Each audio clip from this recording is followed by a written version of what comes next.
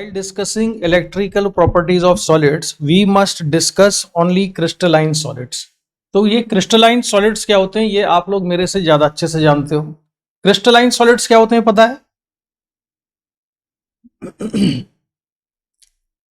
देखो कुछ सॉलिड्स ऐसे होते हैं जिनमें कि एक क्रिस्टल स्ट्रक्चर होता है वेल डिफाइंड, और वो क्रिस्टलाइन सॉलिड्स की क्या प्रॉपर्टी है?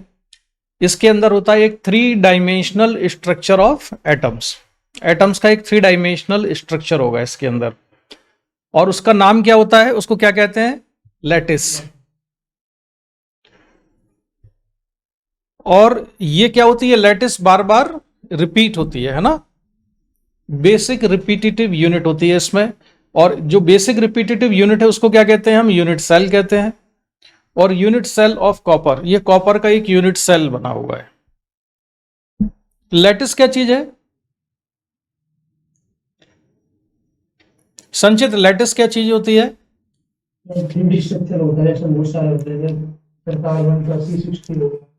हाँ, और इसमें यूनिट सेल क्या चीज होती है? रिपीट करती है। हाँ, जो बार बार रिपीट करती है ना, तो बेसिक रिपीटेटिव यूनिट होती है जो अपने आप को बार बार रिपीट करेगी, उसको हम क्या कहते हैं? यूनिट सेल कहते हैं। और जो 3 डायमेंशनल स्ट्रक्चर होता है एटम्स का, वो लैटिस कहलाता है। तो जिन सॉलिड्स में ये लैटिस और यूनिट सेल होते हैं ना, उसको हम क्या कहते हैं? क्रिस्टलाइन सॉलिड्स कहते हैं। जैसे रबर है, क्या रबर क्रिस्टलाइन सॉलिड है क्या? संचित? नहीं है। रबर में क्रिस्टल होते हैं क्या?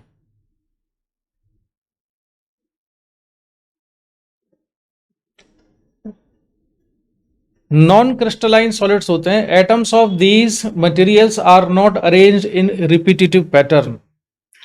इसमें कौन कौन आते हैं? Glass, plastic, rubber, wood. ये कौन से सॉलिड्स हैं? ये कहलाते हैं non crystalline solids. Glass, plastic, rubber and wood. ठीक है, इस तरह के जो मटेरियल है। तो सॉलिड्स को हमने 2 कैटेगरी में डिवाइड कर दिया है, एक क्रिस्टलाइन सॉलिड्स और दूसरे कौन से हैं? नॉन क्रिस्टलाइन सॉलिड्स है। हम जो सेमीकंडक्टर में जिन सॉलिड्स के बारे में पढ़ेंगे वो कौन से सॉलिड्स होते हैं? वो होते हैं क्रिस्टलाइन सॉलिड्स। वो नॉन क्रिस्टलाइन सॉलिड्स को नहीं पढ़ते हैं हम उसमें। और क्रिस्टलाइन सॉलिड्स में आरुषि क्या क्या होता है?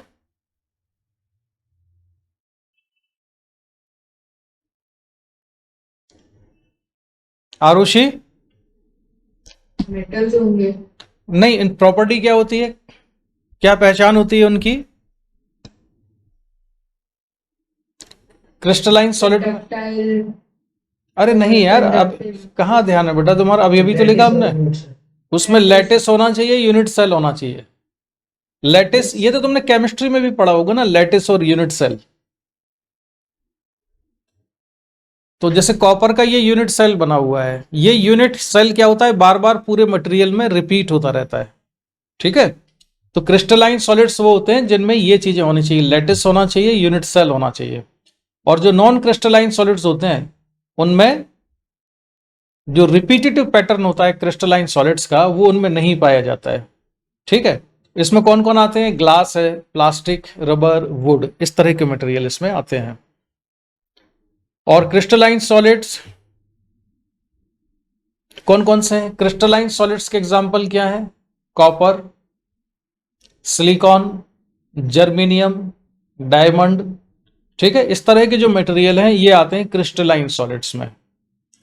Electrical properties of solids. अब हम सॉलिड्स की पढ़ते हैं इलेक्ट्रिकल प्रॉपर्टीज। तो सॉलिड्स की जो इलेक्ट्रिकल प्रॉपर्टीज होती हैं वो कौन कौन सी होती हैं?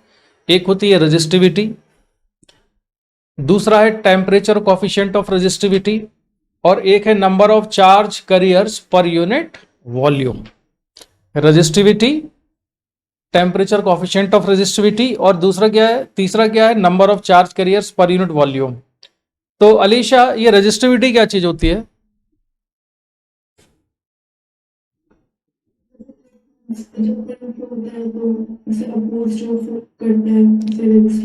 वो तो रेजिस्टेंस होता है। रेजिस्टिविटी क्या है?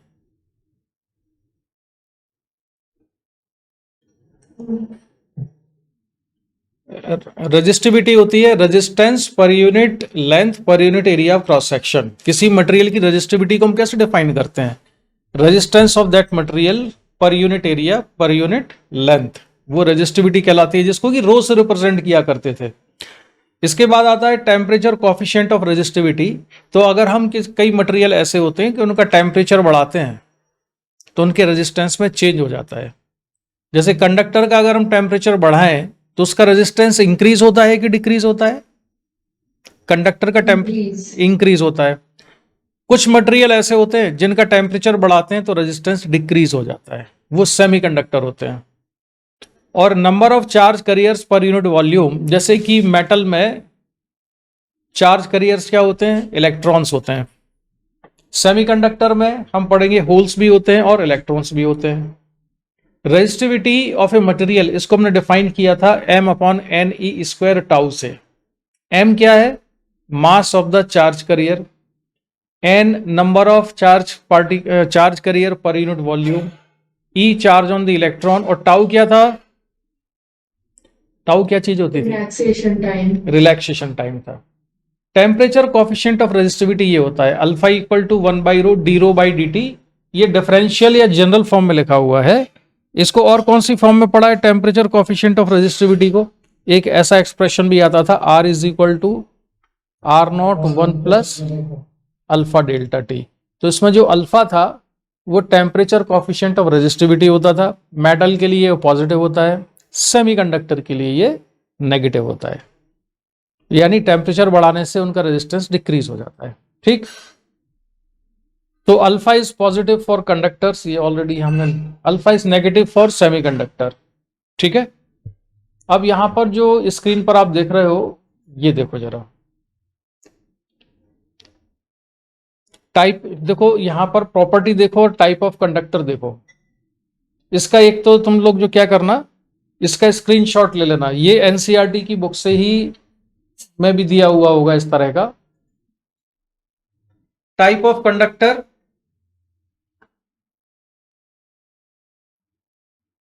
Resistivity, temperature coefficient of resistivity, number of density, किस ऑर्डर में होते हैं ये हमने यहां पर लिखा हुआ है ना। तो जैसे कॉपर है, कॉपर किस टाइप का कंडक्टर है? ये मेटल है। सिलिकॉन सेमीकंडक्टर है। रेजिस्टिविटी कॉपर में कितनी है? 2 × 10⁻⁻8 है। रेजिस्टिविटी कॉपर की कैसी है? कम या ज्यादा as compare to silicon? Silicon की रेजिस्टिविटी है 3 × 10⁻3, तो सिलिकॉन की रेजिस्टिविटी ज्यादा है as compare to copper. Temperature coefficient of resistivity alpha for copper is 4 × 10⁻³ and it is for silicon is -70 × 10⁻³ यानी सिलिकॉन के लिए नेगेटिव होता है। Number density of charge carriers, charge carriers की नंबर डेंसिटी देखो, कॉपर में कितनी है? 9 × 10⁻28 पर क्यूबिक मीटर, ये पर क्यूबिक मीटर में है। और सिलिकॉन में नंबर डेंसिटी क्या है? 10⁻16। तो बहुत बड़ा डिफरेंस है। तो थोड़ा आइडिया लगा सेमीकंडक्टर और कंडक्टर की प्रॉपर्टीज के बारे में? Yes sir. चलो अब बढ़ते हैं हम इसके आगे। Energy levels in crystalline solids. तो अब ध्यान रखना कि हम जो सेमीकंडक्टर पढ़ेंगे यहां पर, वो हम किन सॉलिड्स की बात कर रहे होंगे? उसमें हम बात कर रहे होंगे केवल क्रिस्टलाइन सॉलिड्स के बारे में, नॉन क्रिस्टलाइन के बारे में बात नहीं करेंगे। अब एनर्जी लेवल को हम किस तरह से समझेंगे? ये जो डायग्राम है, इस डायग्राम को देखो जरा, मैं जरा बैकग्राउंड में चला जाता हूं अभी।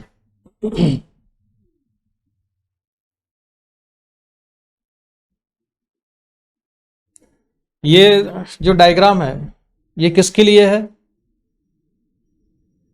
ये तो तुम लोग मेरे से अच्छे से ज्यादा जानते हो। फर्स्ट एस में कितने इलेक्ट्रॉन्स होते हैं? 2। 2s में 2, 2p में कितने होते हैं? 6। फिर 3s स्टार्ट होता है, 3p, 3d, 4s, 4p तक हम आते हैं। इसके अलावा हमने यहां पर 2 एटम लिए हैं, एक एटम ये है, दूसरा एटम ये है, और उन दोनों के बीच का डिस्टेंस कितना है? r के बराबर है। तो जो ये वाला एटम है, इसके जो एनर्जी लेवल है और इसके जो एनर्जी लेवल है, ये कैसे एक दूसरे के साथ ओवरलैप नहीं करते हैं, दूर दूर हैं, क्योंकि इनके बीच का डिस्टेंस कैसा है? सफिशिएंट है। दोनों एटम्स के बीच का डिस्टेंस है r। तो इसके जो एनर्जी लेवल्स है वो यहां तक बने हुए हैं, इसके एनर्जी लेवल्स यहां तक बने हुए हैं, जो डॉट डॉट डॉट रेड से कलर में तुमको दिख रहे हैं, ठीक है। Distance between adjacent copper atoms in solid copper is 260 picometre. Distance between adjacent copper atoms in solid copper, जो सॉलिड कॉपर होता है उसमें डिस्टेंस कितनी होती है कॉपर एटम्स के बीच में, वो होती है 260 पिकोमीटर के बराबर। तो उससे क्या होता है, उससे ये होता है कि कॉपर के, जब पूरा का पूरा हम कॉपर का मटेरियल कंसिडर करते हैं, तो कॉपर एटम के बीच में जो एनर्जी का लेवल्स है बहुत बड़ा डिफरेंस नहीं होता है। मतलब एक कॉपर एटम और दूसरा कॉपर एटम, उनके एनर्जी लेवल्स आपस में क्या करते हैं, ओवरलैप कर जाते हैं, ठीक है। Distance between adjacent copper atoms in solid copper is 260 picometre है। If we bring atoms closer their energy levels starts overlapping. इसका मीनिंग समझ में आ गया। अगर एटम्स को हम दूर दूर हैं तो उनके एनर्जी लेवल्स कैसे हैं, ओवरलैप नहीं करते हैं। लेकिन अगर हम जैसे जैसे एटम को पास लाने लगेंगे तो उनके एनर्जी लेवल ओवरलैप करने लगते हैं, ठीक है। Overlapping starts with outer electrons. Overlapping start कहां से होगी, सबसे पहले कौन से वाले इलेक्ट्रॉन्स में ओवरलैपिंग होगी, कौन से एनर्जी लेवल में ओवरलैपिंग होगी, इनमें होगी 4p वगैरह में। इसमें फर्स्ट टेस्ट में तो नहीं होगी, क्योंकि आउटर शेल जो है वो आपस में ओवरलैप करेंगे ना। पहले दोनों इलेक्ट्रॉन्स के जो आउटर शेल हैं, आउटर शेल के जो एनर्जी या आउटर शेल के जो इलेक्ट्रॉन्स हैं, उनके एनर्जी लेवल्स आपस में ओवरलैप करना शुरू करते हैं। डिस्टेंस अगर और कम करेंगे तो दूसरे एनर्जी लेवल भी आपस में ओवरलैप करने लगेंगे। ये चीज समझ में आई। अब ये जो splitted energy levels of several atoms forms energy band. अब एनर्जी लेवल आपस में मिल गए, जैसे कि 4p आपस में मिक्स हो गए, तो 4p और 4p आपस में उनके मिक्स हुए तो हम क्या कहते हैं, क्या बन गया, ये एक एनर्जी का बैंड बन गया, ठीक है। क्योंकि उसमें बहुत सारे एनर्जी लेवल हैं, बहुत सारे एटम्स के एनर्जी लेवल आपस में ओवरलैप हो गए। तो जो ओवरलैप हो गए हैं तो उससे हम एक सिंगल एनर्जी लेवल ना कह के हम कहते हैं कि एनर्जी का एक पूरा का पूरा बैंड तैयार हो गया है। उस पूरे बैंड में बहुत सारे इलेक्ट्रॉन्स हो सकते हैं। Adjacent energy bands are separated by energy gap. इसका मतलब समझाओ जरा संचित, क्या मतलब हुआ सबसे लास्ट वाली लाइन का इसका। Adjacent energy bands are separated by energy gap. Sir कुछ मतलब जो कंजर्वेटिव एनर्जी बैंड्स में कोई गैप होगा, एक कांस्टेंट। हाँ, जैसे 4p के जो इलेक्ट्रॉन्स थे वो ओवरलैप हो गए, तो इन सभी को मिला के एक बैंड बन गया। अब मान लो यहां पर 3d वाले जो इलेक्ट्रॉन्स थे, ये सारे इलेक्ट्रॉन्स का बैंड जो एनर्जी लेवल थे वो ओवरलैप किए, तो जिससे एक नया बैंड तैयार हो गया। लेकिन 3d के इलेक्ट्रॉन्स का जो बैंड बना है और 4p का जो बैंड बना है, उनके बीच में क्या होगा, कुछ गैप होगा, एनर्जी गैप होगा, है ना। Band gap pattern in crystalline solids. तो जो क्रिस्टलाइन सॉलिड्स होते हैं उनमें बैंड का पैटर्न कैसा होता है, इसको समझते हैं। देखो जरा, ये बैंड है और यहां पे लेंस लगा के देख रहे हैं, ये लाइन दिख रही है, इसका क्या मतलब है, इसका मतलब ये है कि इसमें बहुत सारे एनर्जी लेवल्स हैं, लेकिन वो एनर्जी लेवल्स इतने पास पास हैं कि हमको वो एक सिंगल बैंड की तरह से नजर आ रहा है। अगर हम माइक्रोस्कोपिक लेवल पे देखेंगे तो वो एनर्जी लेवल दूर दूर है, लेकिन अगर हम माइक्रोस्कोपिक लेवल पे ना जाएं तो पूरा का पूरा एक बैंड तैयार हो गया है, ठीक है। इस बैंड में जो इलेक्ट्रॉन्स हैं उनकी कुछ सर्टेन एनर्जी है, फिर बीच में गैप आ गया, फिर नया बैंड तैयार हो गया, फिर गैप आ गया, फिर नया बैंड तैयार हो गया। आरुषि, ये समझ में आया। Yes sir. ये जो बैंड है अलग अलग, इनके बीच में गैप क्यों है, क्योंकि ये बैंड तैयार हुए हैं अलग तरह के एनर्जी लेवल से, और ये वाले बैंड्स तैयार हुए हैं, ये बैंड बना है अलग तरह के एनर्जी लेवल्स के पास पास आने से। मान लो सबसे आउटर शेल के इलेक्ट्रॉन्स के पास पास आने से ये वाला बैंड तैयार हुआ है, उसके नीचे वाले एनर्जी लेवल्स के पास पास आने से ये वाला बैंड तैयार हुआ है, क्योंकि एक सिंगल इलेक्ट्रॉन में तो एनर्जी का लेवल सेपरेट होता है, लेकिन मिलियंस ऑफ एटम्स पास पास आ गए। किसी एटम का जो सिंगल एटम होता है उसमें एनर्जी लेवल तो दूर दूर हो जाते हैं, लेकिन अगर हमारे पास मिलियंस ऑफ एटम्स आ गए तो उन एटम्स के जो एनर्जी लेवल्स हैं वो आपस में ओवरलैप करेंगे, और ओवरलैप करने से एनर्जी के बैंड तैयार होंगे। ठीक है, और उनके बीच में जैसे 4p से एक बैंड तैयार हो गया, फिर गैप आया, फिर मान लो कि ये 3s से तैयार हो गया, इस तरह से। लेकिन माइक्रोस्कोपिक लेवल पे देखें तो इसमें भी हमें क्या दिख जाएंगे, एनर्जी के लेवल्स दिख जाएंगे। Gap between energy bands represents range of energies which no electron can possesses. इसका मतलब बताओ।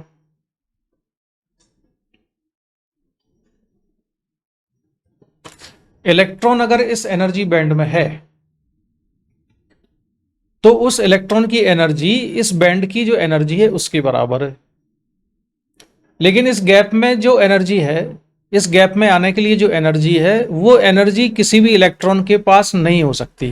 क्यों नहीं हो सकती?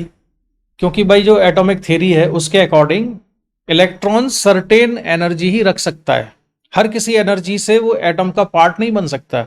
न्यूक्लियस के चारों तरफ चक्कर लगाना है तो उसकी एनर्जी एक पर्टिकुलर एनर्जी ही हो सकती है।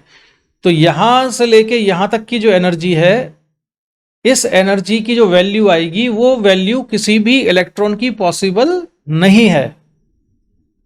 ठीक है, क्योंकि इलेक्ट्रॉन एक सर्टेन एनर्जी लेवल में ही होता है, तो ये वाली किसी की पॉसिबल नहीं है, तो इसलिए गैप आ गया। तो gap between energy bands represents range of energies which no electrons can possesses. Bands of lower energy levels are narrower, मतलब ये जो है, ये वाले जो हैं बैंड, इनके बीच का डिस्टेंस कैसा है, कम है। लोअर एनर्जी के जो बैंड होते हैं इनके बीच का डिस्टेंस कम होता है, और जो हायर एनर्जी वाले लेवल पे हम जाते हैं तो बैंड के बीच में गैप बढ़ता चला जाता है। Levels of core electrons do not overlap as much as the outer electrons do. What does it mean? Alisha, इसका मीनिंग समझाना, इसका क्या मतलब हुआ इस लाइन का?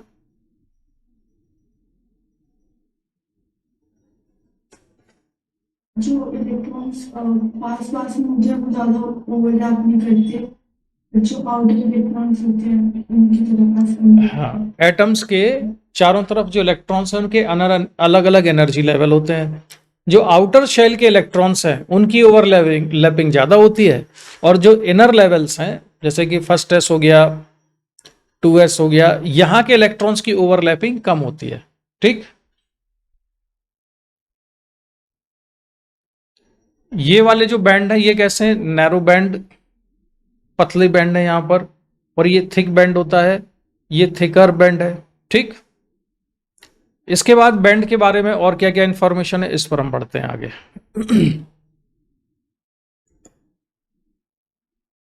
Band gap pattern of insulator, ये इंसुलेटर का बैंड पैटर्न दिखाया है। दूसरा डायग्राम है band gap pattern of conductor metal, और तीसरा है band gap pattern of semiconductor. Filled levels in red, empty levels are in blue. समझो जरा पहले तो इसका मतलब, आराम से समझ लो पहले क्या मतलब हुआ।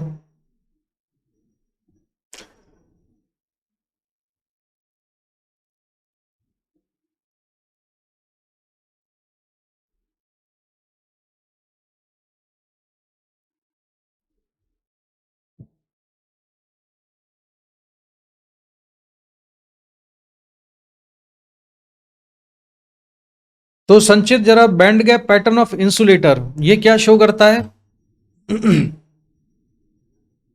एनर्जी मैक्सिमम नहीं, देखो देखो, जो लोअर एनर्जी वाले बैंड है, नीचे वाले जो बैंड है, इसकी पूरी तरह से यहां पर कैसे होते हैं, ये भी पूरी तरह से भरा हुआ है, ये भी पूरी तरह से भरा हुआ है, ये भी भरा हुआ है, और जो ऊपर वाला सबसे बाहर का बैंड है ये पूरी तरह से इलेक्ट्रॉन से खाली है।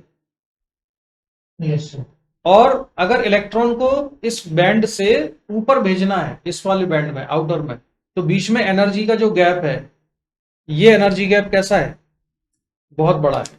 यानी हम बहुत ज्यादा एनर्जी देंगे तब यहाँ का इलेक्ट्रॉन ऊपर जा सकता है। Yes sir. ये ऐसा किस में होता है, इंसुलेटर। अच्छा, मेटल में कैसा है, मेटल में ये बैंड पूरी तरह से भरा है, ये भी भरा है, लेकिन इस वाले बैंड में क्या चीज है, इलेक्ट्रॉन है, आधा कुछ हिस्से में इलेक्ट्रॉन है और कुछ हिस्सा इसका खाली है। ठीक है, यस सर। कंडक्टर के केस में। और सेमीकंडक्टर के केस में क्या है, ये भरा हुआ है, इसके बाद ये भी भरा है, ये भी भरा है, और ये पूरी तरह खाली है, लेकिन इन दोनों के बीच का जो गैप है वो कैसा है, कम है। यानी कि यहां से इलेक्ट्रॉन सेमीकंडक्टर में थोड़ी सी भी हम एनर्जी देंगे तो यहां पहुंच जाएगा। कितनी एनर्जी देनी पड़ेगी, जो कि बैंड का जितना इसमें गैप है, ये जो गैप नजर आ रहा है, ये वाला जो गैप है, इस गैप के बराबर की एनर्जी देंगे, इलेक्ट्रॉन यहां से ऊपर पहुंच जाएगा। यहां पर इस वाले केस में क्या है, इस वाले केस में कुछ इलेक्ट्रॉन ऑलरेडी यहां पर पहुंचे हुए हैं, उनको इतनी एनर्जी मिल गई है कि वो इस वाले बैंड में पहुंच गए। और इस वाले केस में क्या है, ये बैंड पूरी तरह से भरा हुआ है, लेकिन यहां से अगर इलेक्ट्रॉन को हमें सबसे आउटर मोस्ट बैंड में, जिसको कंडक्शन बैंड भी कहते हैं, कंडक्शन बैंड कैसा है, इसका पूरी तरह से खाली है, और कंडक्शन बैंड में अगर इलेक्ट्रॉन को भेजना है तो हमें बहुत ज्यादा एनर्जी इसमें देनी पड़ेगी, क्योंकि बैंड का गैप बहुत ज्यादा है। इस तरह से इनके बैंड को, पैटर्न को हम शो करते हैं।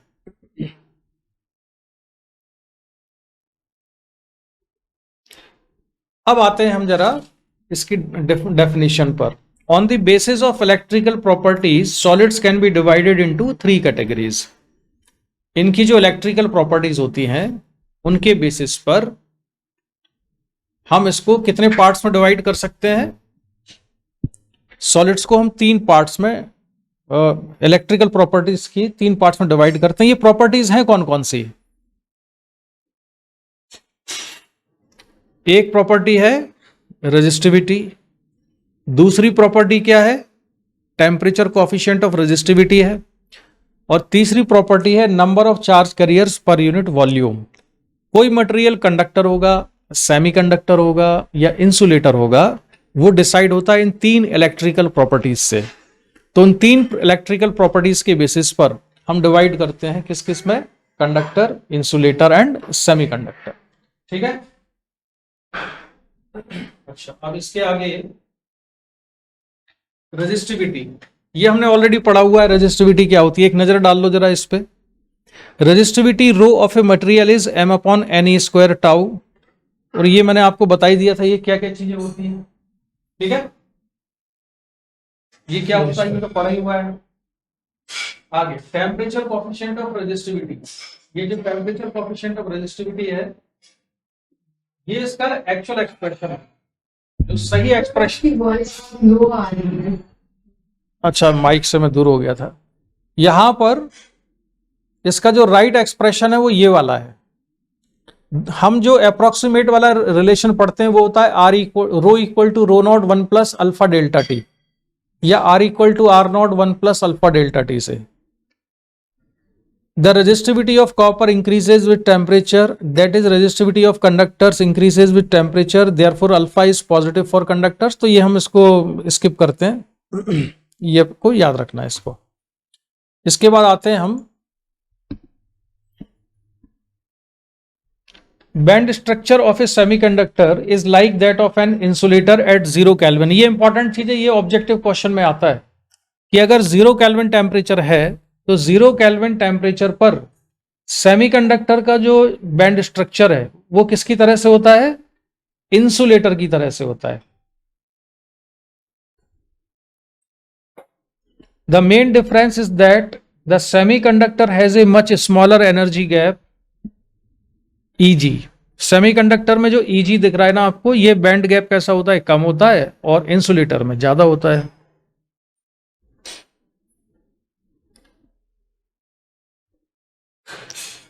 इसमें सबसे ऊपर वाला जो बैंड है वो कौन सा बैंड कहलाता है, जो ब्लू से देख रहे हो, कंडक्शन बैंड कहलाता है। तो 0 केल्विन टेम्परेचर पर इंसुलेटर सेमीकंडक्टर का भी कंडक्शन बैंड पूरी तरह से खाली होता है। जब इलेक्ट्रॉन कंडक्शन बैंड में आते हैं तब उससे इलेक्ट्रिसिटी मतलब तब उससे करंट पास हो सकता है, तब उसमें कंडक्टिविटी आती है। अगर कंडक्शन बैंड पूरी तरह से खाली है तो उसमें कोई करंट का फ्लो नहीं हो सकता, उसमें कंडक्टिविटी नहीं होगी। कंडक्टिविटी आने के लिए इलेक्ट्रॉन्स का कंडक्शन बैंड में होना जरूरी है। ठीक है, तो 0 केल्विन टेम्परेचर पर सेमीकंडक्टर का जो कंडक्शन बैंड है वो पूरी तरह से खाली होता है, यानी कि इंसुलेटर की तरह से होता है। लेकिन सेमीकंडक्टर और इंसुलेटर के बैंड पैटर्न का डिफरेंस क्या है? इंसुलेटर में वैलेंस बैंड और कंडक्शन बैंड, इनके बीच में डिफरेंस या गैप कैसा होता है? बहुत ज्यादा होता है। जबकि सेमीकंडक्टर में ये गैप कैसा होता है? कम होता है। ये जो गैप देख रहे हो ना, सेमीकंडक्टर में ये गैप कम है, इंसुलेटर में ये गैप ज्यादा होता है। ये कौन सा बैंड कहलाता है? Valence band. और ये कौन सा है? कंडक्शन। Conduction band. थोड़ा थोड़ा पता होगा इसके बारे में। यहां पर जो इलेक्ट्रॉन्स होते हैं,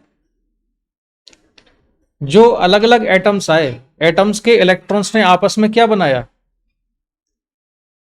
बॉन्ड बना लेते हैं। अब बॉन्ड ब्रेक होगा तब इलेक्ट्रॉन मूव कर सकता है। तो बॉन्ड को ब्रेक करके जो इलेक्ट्रॉन निकलेगा उसको हम कहते हैं कि वो कंडक्शन बैंड में आ गया, यानी कि वो फ्री इलेक्ट्रॉन हो गया है और वो कंडक्टिविटी में पार्टिसिपेट कर सकता है, करंट फ्लो में पार्टिसिपेट कर सकता है।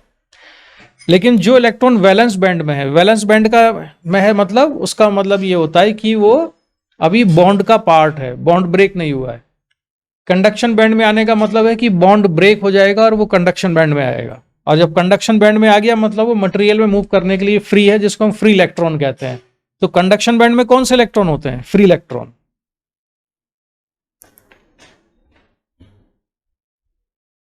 लेकिन अगर हम सेमीकंडक्टर को का टेम्परेचर बढ़ाएं, यानी कि रूम टेम्परेचर की बात करें, तो रूम टेम्परेचर पर सेमीकंडक्टर का जो बैंड स्ट्रक्चर है वो कैसा होता है कि कुछ इलेक्ट्रॉन्स यहां से, ये जो व्हाइट व्हाइट पोर्शन दिख रहा है, यहां से इलेक्ट्रॉन्स बैंड ब्रेक, जो बॉन्ड बनाए हुए थे बॉन्ड को ब्रेक करके और कहां पहुंच जाते हैं? कंडक्शन बैंड में पहुंच जाते हैं। कौन से टेम्परेचर पर? रूम टेम्परेचर पर, 25 डिग्री सेल्सियस मान लो। इस वाले टेम्परेचर पर कुछ इलेक्ट्रॉन्स कंडक्शन बैंड में होते हैं। कंडक्शन बैंड में इतने छोटे से इलेक्ट्रॉन है, थोड़े से इलेक्ट्रॉन है, जिसकी वजह से इसकी कंडक्टिविटी कैसी है? सेमीकंडक्टर की नेग्लिजिबल कंडक्टिविटी है। सेमीकंडक्टर की कंडक्टिविटी कैसी होती है रूम टेम्परेचर पर? नेग्लिजिबल, बहुत कम इलेक्ट्रॉन होते हैं। जबकि जो इंसुलेटर होता है, इंसुलेटर के कंडक्शन बैंड में रूम टेम्परेचर पर कितने इलेक्ट्रॉन्स होते हैं? एक भी नहीं होता है, पूरा खाली होता है वो। और मेटल के अंदर क्या होता है? रूम टेम्परेचर पर भी उसके वैलेंस बैंड में, कंडक्शन बैंड में काफी सारे इलेक्ट्रॉन होते हैं, जिससे उसकी कंडक्टिविटी काफी हाई होती है। तो ये एक डिफरेंस है। अब बढ़ते हैं हम आगे इसका आंसर, ये क्वेश्चन है जेईई मेन 2002 का। At absolute zero silicon acts as, इसका आंसर क्या होगा? सिलिकॉन क्या है? हाँ, सिलिकॉन क्या चीज है? सेमीकंडक्टर है।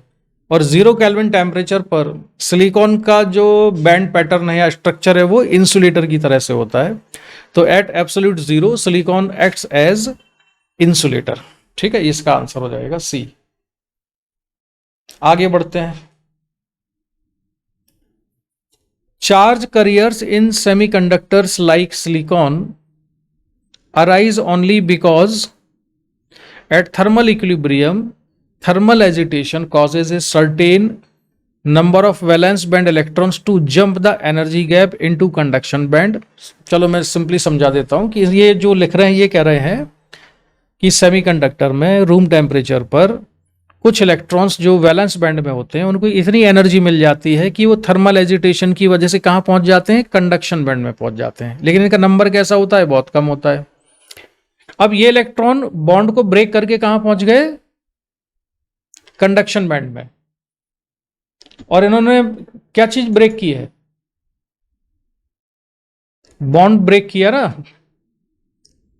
तो कंडक्शन वैलेंस बैंड से ये कहां पहुंच गए हैं? कंडक्शन बैंड में। तो एक इलेक्ट्रॉन यहां से यहां पहुंच गया, तो यहां एक वैकेंसी क्रिएट हो जाती है। तो जितने नंबर ऑफ इलेक्ट्रॉन्स यहां पर हैं उतने ही नंबर ऑफ होल्स यहां पर हैं।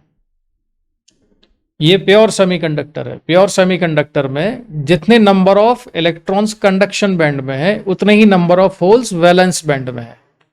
ये बात क्लियर है ना? अभी इम्प्योरिटी Yes, sir. वगैरह कुछ नहीं मिलाई है हमने। Both the electrons in the conduction band and the holes in the valence band serve as charge carriers. Valence band में जो वैकेंसी क्रिएट हुई है, जो होल है, उसको भी हम ना एक चार्ज कैरियर ही मानते हैं। तो आरुषि बताओ, उसको भी चार्ज कैरियर ही क्यों मानते हैं जबकि वो तो वैकेंसी थी? उसको चार्ज कैरियर की तरह से क्यों ट्रीट करते हैं?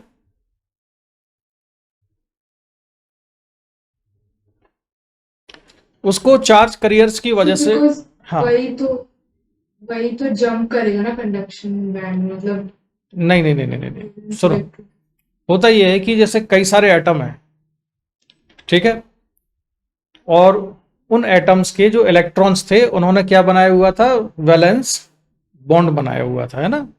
कोवैलेंट बॉन्ड बनाते हैं ना ये। तो वहां पर इलेक्ट्रॉन था। अब ये वाला इलेक्ट्रॉन कहां चला गया? कंडक्शन बैंड में। तो यहां पे एक वैकेंसी क्रिएट हो गई। तो अब इस वैकेंसी को फिल करने के लिए ये दूसरी जगह से इलेक्ट्रॉन खींच लेता है यहाँ। तो कहाँ के, यहीं से इसने एक इलेक्ट्रॉन और खींच लिया, इधर इसने अपने पास वाले से खींच लिया। तो एक्चुअल में तो इलेक्ट्रॉन ही मूव कर रहा होता है, लेकिन हम ये कहते हैं कि होल मूव कर रहा है। नहीं समझ में आया? यहां पे होल बना था, इसने अपने यहां से इलेक्ट्रॉन खींच लिया, तब यहां होल बन गया। ये होल बना, इसने यहां से इलेक्ट्रॉन खींच लिया तो होल यहां बन गया। तो हम कहते हैं कि होल इस डायरेक्शन में जा रहा है, लेकिन एक्चुअल में तो कौन मूव कर रहा होता है? इलेक्ट्रॉन यहां मूव कर रहा होता है। ठीक है? Yes, sir. तो होल को हम क्या मानते हैं? एक पॉजिटिव चार्ज कैरियर मानते हैं, लेकिन एक्चुअल में होल क्या है? एब्सेंस ऑफ इलेक्ट्रॉन है। Yes, sir. और यहां पर होल क्रिएट हुआ, इसने अपने पड़ोसी से बॉन्ड तोड़ के यहां पे इलेक्ट्रॉन खींच लिया तो वहां होल बन गया। इस तरह की सीक्वेंस ये चलती रहती है प्रोसेस। अच्छा, इसके आगे क्या होता है? Both the electrons in the conduction band and the holes in the valence band serve as charge carriers. यानी कि कंडक्शन में, करंट फ्लो में इन दोनों ही पार्टिसिपेट करते हैं। होल भी पार्टिसिपेट करते हैं और इलेक्ट्रॉन्स भी पार्टिसिपेट करते हैं। If an electric field is set up in a semiconductor, the electrons in the valence band being negatively charged tend to drift in the direction opposite to the direction of electric field. अगर हम semiconductor में electric field apply कर देंगे तो conduction band के जो electron है वो इलेक्ट्रॉन इलेक्ट्रिक फील्ड की अपोजिट डायरेक्शन में चलेंगे, और होल्स किस डायरेक्शन में चलेंगे? इलेक्ट्रिक फील्ड की ही डायरेक्शन में चलेंगे। ये बात समझ में आई आरुषि?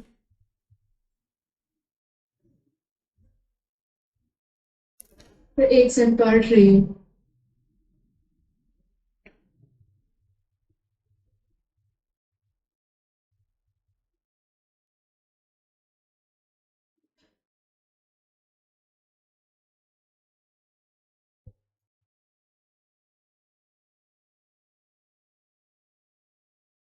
तो ये क्या लिखा? This causes a position of holes to drift in the direction of.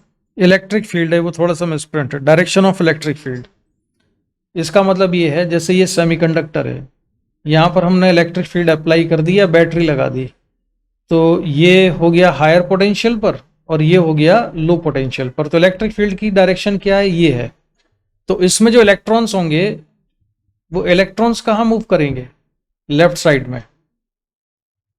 और जो वैलेंस बैंड है, उस वैलेंस बैंड में क्या थे? होल्स थे। तो होल को हम क्या मानते हैं? पॉजिटिवली चार्ज मानते हैं। तो होल कहाँ मूव करेगा? राइट साइड में। ये बात समझ में आई? होल्स कहाँ मूव करेंगे? फील्ड की डायरेक्शन में। और इलेक्ट्रॉन कहाँ मूव करेंगे? फील्ड की अपोजिट डायरेक्शन में। नहीं क्लियर हुआ ये? नहीं आया ना समझ में? जल्दी बताओ क्या नहीं आया? सर आ गया समझ।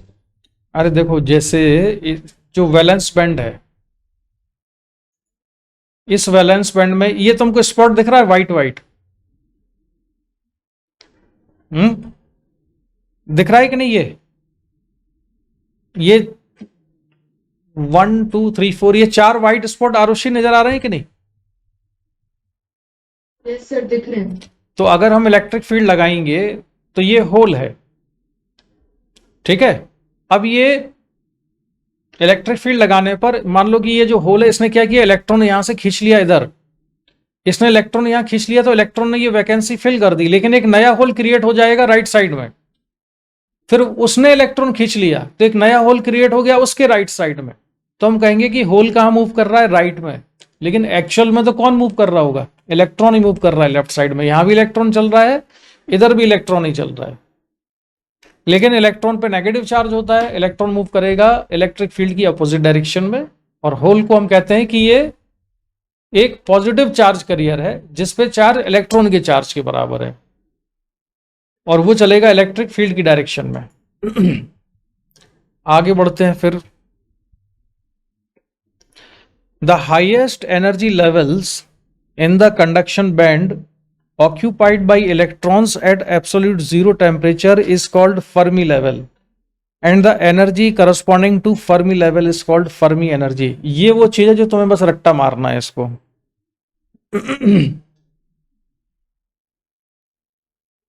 इसको बस तुम नोट कर लो ये चीज।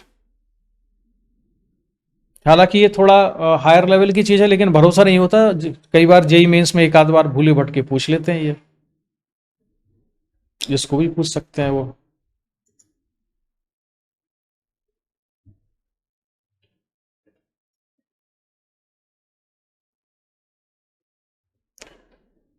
इसका मतलब ये है एब्सोल्यूट जीरो टेम्परेचर पर सबसे हाईएस्ट एनर्जी लेवल पे जो इलेक्ट्रॉन्स होते हैं वो एनर्जी लेवल क्या कहलाता है, फर्मी लेवल कहलाता है, और उसके भरे होने की प्रोबेबिलिटी कितनी होती है, 0.5 होती है। ये मतलब है इसका, बस इसको याद कर लो, ज्यादा इसमें दिमाग मत लगाओ। अब आते हैं हम डेफिनेशन पे कि इंट्रिंसिक सेमीकंडक्टर क्या होते हैं। इंट्रिंसिक सेमीकंडक्टर में हम एग्जांपल ले रहे हैं किसका, सिलिकॉन का। इंट्रिंसिक सेमीकंडक्टर मतलब जिसमें हमने बाहर से कोई भी इंप्योरिटी नहीं मिलाई है, जो प्योर फॉर्म में है, राइट। तो अब इसकी प्रॉपर्टी 1 by 1 आएगी। The pure semiconductor is called the intrinsic semiconductor. The conductivity of intrinsic semiconductor is because of their own internal charge carriers। क्योंकि इसमें बाहर से कोई इंप्योरिटी नहीं मिलाई है तो इसकी कंडक्टिविटी में कंट्रीब्यूशन किसका है, इसके खुद के ही चार्ज कैरियर्स का है। चार्ज कैरियर्स में कौन कौन है, इसमें कंडक्शन बैंड में क्या है, कुछ इलेक्ट्रॉन्स हैं, और वैलेंस बैंड में क्या है, बोलते जाओ जरा आप, वैलेंस बैंड में क्या है, इस वैलेंस बैंड में क्या है, होल्स। और होल्स ज्यादा हैं कि इलेक्ट्रॉन ज्यादा हैं, मतलब वैलेंस बैंड में, इंट्रिंसिक में तो सेम ही होंगे ना। हाँ इंट्रिंसिक सेमीकंडक्टर में कंडक्शन बैंड में इलेक्ट्रॉन का नंबर ज्यादा होता है या वैलेंस बैंड में होल्स का नंबर ज्यादा होता है, ये पूछ रहा हूं। देवेश तुम बताओ।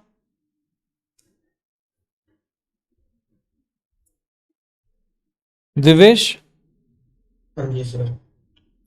प्योर सेमीकंडक्टर में कंडक्शन बैंड में इलेक्ट्रॉन का नंबर ज्यादा है या वैलेंस बैंड में होल्स का नंबर ज्यादा है, या दोनों बराबर है? बराबर है। बराबर है दोनों, ठीक है, दोनों बराबर है। वैलेंस बैंड में से जितने इलेक्ट्रॉन रूम टेम्परेचर पर एनर्जी एब्जॉर्ब करके कंडक्शन बैंड में पहुंच गए हैं उतने ही होल क्रिएट हो जाएंगे वैलेंस बैंड में। तो ये प्रॉपर्टी है इसकी। अब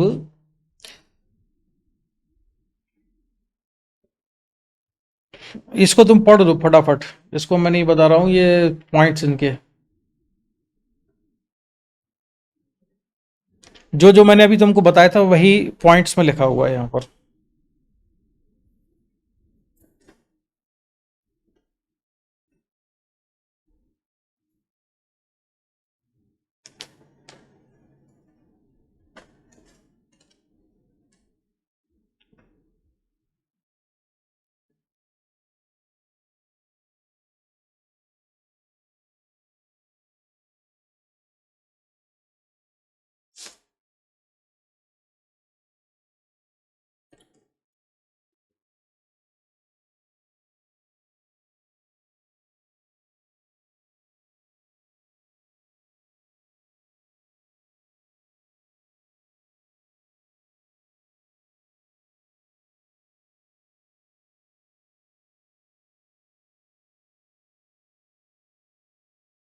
पढ़ लिया?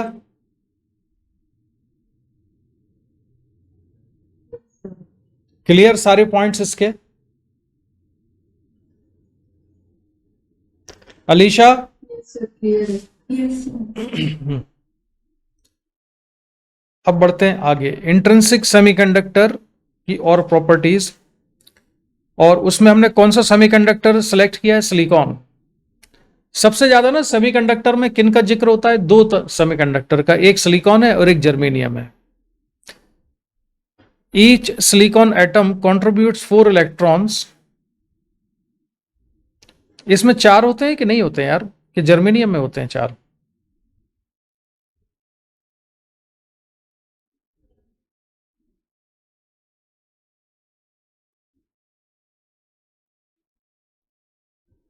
क्यों भाई? ये पढ़ो जरा, ये सही लिखा है कि नहीं? तुमने केमिस्ट्री में पढ़ा हुआ होगा। पहला point, each silicon atom contributes 4 electrons, यानी कि इसके आउटर मोस्ट शेल में कितने इलेक्ट्रॉन होते हैं सिलिकॉन में? 4 ही होते हैं। 4 ही होते हैं। चार ही होते हैं। ग्रुप में आता है। अच्छा, तो 4 ही होते हैं, तो ठीक है, तो मुझे याद नहीं है। तो ईच सिलिकॉन एट, और जर्मेनियम में कितने होते हैं आउटर मोस्ट शेल में? सर 4 ही है। उस दोनों में 4 है, ठीक है। Yes sir. तो each silicon atom contributes 4 electrons to form a rigid 2 electron covalent bond with each of its 4 nearest neighbours. ये समझ में आया क्या लिखा हुआ है? इसका मीनिंग समझ में आया? सिलिकॉन का एक एटम है, यस सर। उसके चारों तरफ 4 एटम है, और वो 4 एटम से जो सेंटर में एटम था, उसके आउटर मोस्ट शेल का एक इलेक्ट्रॉन दूसरे वाले के एक इलेक्ट्रॉन के साथ क्या बनाता है? कोवेलेंट बॉन्ड बनाता है।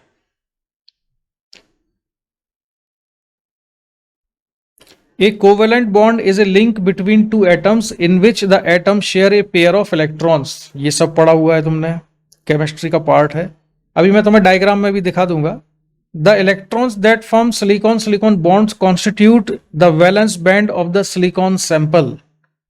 If an electron is torn from one of these bonds, इसका मतलब क्या हुआ? If one electron is torn from one of these bonds, यानी कि एक इलेक्ट्रॉन को तोड़ के निकाल दिया वहां से, मतलब हटा दिया अगर वहां से बॉन्ड से, so that it becomes free to wander throughout the lattice, यानी कि वो इलेक्ट्रॉन जो हमने बॉन्ड से तोड़ दिया है वो पूरी लैटिस में मूव करने के लिए फ्री हो जाता है।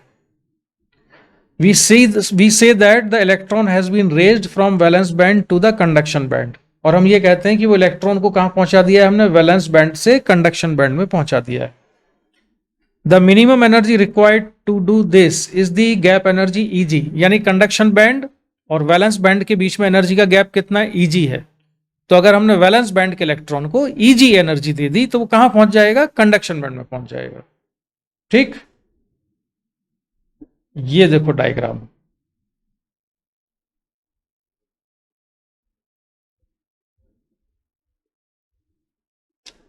आया समझ में? सिलिकॉन का एक एटम है, इसके आउटर मोस्ट शेल में कितने? 4 इलेक्ट्रॉन थे, तो फिर इसने इस तरह से पेयरिंग हो जाती है।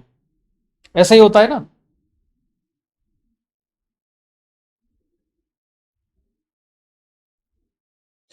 तो इसके ये वाला जो एटम है, इसके पास आउटर मोस्ट शेल में कितने हो गए? 2, 2 4, 2 6, 2 8, और इसके पास भी एक तरह से 8 हो जाएंगे। तो 8 क्यों करना चाहते थे ये? 8 होने से क्या हो जाएगा?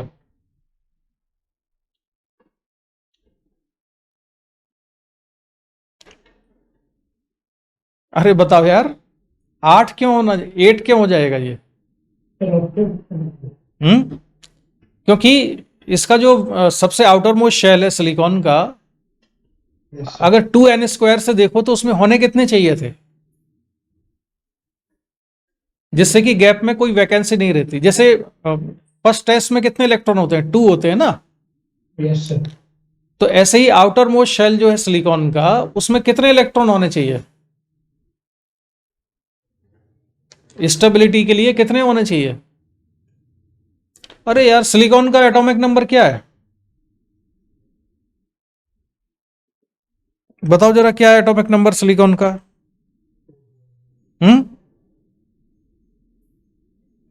14 14।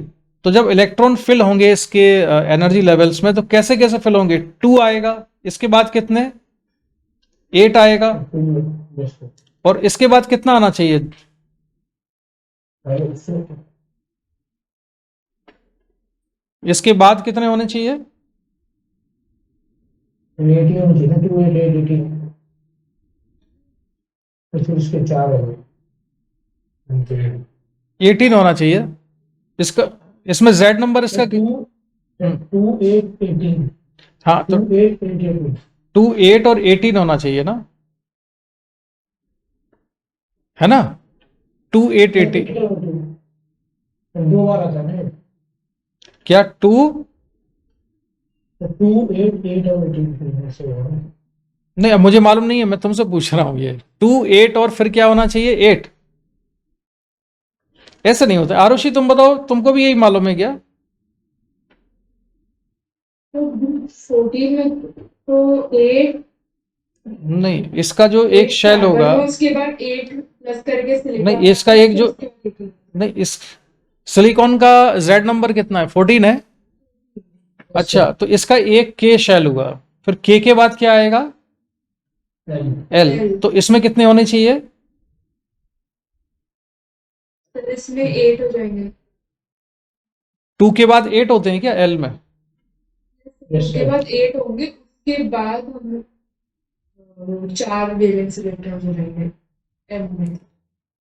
तो इसमें भी 8 ही होगा ना इस वाले में। उसके बाद बट इसमें 4 होंगे। हाँ, तो इसमें आउटर मोस्ट में 8 रिक्वायर्ड थे ना बाहर, यस सर 8 yes, sir, तो हैं कितने? 4 हैं। 4 तो इसके पास 4 बचे, होने कितने चाहिए थे? 8।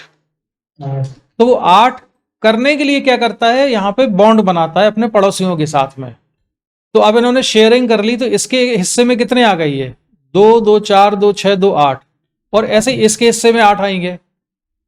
यस अब यहां पर जो ये वाला एक इलेक्ट्रॉन है, अगर रूम टेम्परेचर पर इसको एनर्जी मिल गई, तो ये यहां से बॉन्ड को ब्रेक करेगा, और ब्रेक करके कहां पहुंच जाएगा? हायर एनर्जी लेवल पर। उस हायर एनर्जी लेवल को क्या कहते हैं हम? कंडक्शन बैंड कहते हैं। बैंड और ये क्या है? अभी ये सारे इलेक्ट्रॉन किस में कहलाते हैं? ये वैलेंस बैंड में कहलाते हैं, क्योंकि इन्होंने कोवैलेंट बॉन्ड बनाया हुआ है। तब यहां वैकेंसी क्रिएट हो जाएगी। ठीक है, अगर ये जंप कर गया तो एक वैलेंसी यहां क्रिएट हो जाएगी, वैकेंसी क्रिएट हो जाएगी यहां पर। ठीक है, इनको होल्स कहते हैं। तो अब हम बढ़ते हैं आगे। The minimum energy required to do gap energy. ठीक है, चलो ये क्लियर हो गया, आगे बढ़ते हैं अब हम। इसके बाद ये पॉइंट याद रख लो जरा, important points to remember. Mobility क्या होती है? ये तुमको मैंने करंट इलेक्ट्रिसिटी में ही पढ़ाया था। मोबिलिटी होती है drift speed upon applied electric field. Mobility कैसे डिफाइन करते हैं? Drift speed of the charge carriers upon applied electric field. अब जो कंडक्टर पढ़ा था हमने करंट इलेक्ट्रिसिटी में, उसमें मोबिलिटी किसकी निकालते थे हम? केवल इलेक्ट्रॉन्स की निकालते थे, क्योंकि उसमें जो कंडक्टर था वो क्या था? मेटल था। मेटल में 4 कैरियर्स कौन थे? केवल इलेक्ट्रॉन्स थे। सेमीकंडक्टर में जो चार्ज कैरियर्स हैं वो कौन कौन है? इलेक्ट्रॉन्स भी हैं और होल्स भी हैं। तो दोनों की अपनी अपनी मोबिलिटी होती है। इलेक्ट्रॉन्स की मोबिलिटी अलग और होल्स की मोबिलिटी अलग। तो पहले तो मैंने डेफिनेशन लिख रखी है यहां पर कि मोबिलिटी आखिर होती क्या है। तो मोबिलिटी को देखो, क्या चीज है mobility? Drift speed upon applied electric field, और मोबिलिटी ऑफ इलेक्ट्रॉन हो जाएगा drift speed of electron upon electric field. Mobility of holes अगर चाहिए होगा तो drift velocity of hole upon electric field आएगा।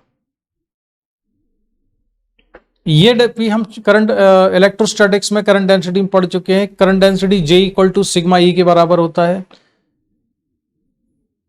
करंट डेंसिटी को कितना लिखा जा सकता है? NeVd। I इक्वल टू क्या होता था? NeAVd, याद है? उसका तो डेरिवेशन भी किया था हमने। I equal to NeAVd, I upon A कर देंगे तो J बन जाएगा, तो J हो जाएगा NeVd के बराबर। और ये कितना हुआ? Sigma E। और यहां से ये देखो पूरा डेरिवेशन नहीं देख के तुमको याद करना हो तो सीधे यहां पर आ जाओ, इस तरह से इसको लिख सकते हैं।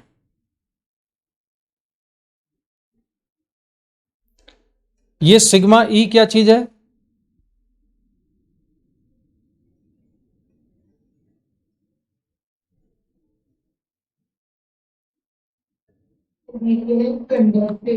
कंडक्टिविटी ऑफ इलेक्ट्रॉन्स, और ये है कंडक्टिविटी ऑफ होल्स।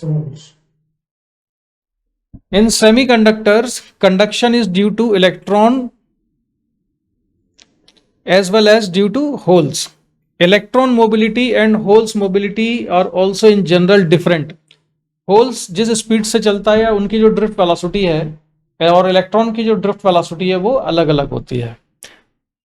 सेमीकंडक्टर के लिए जो कंडक्टिविटी होती है उसका फॉर्मूला है n e into e mu e plus n h e into mu H.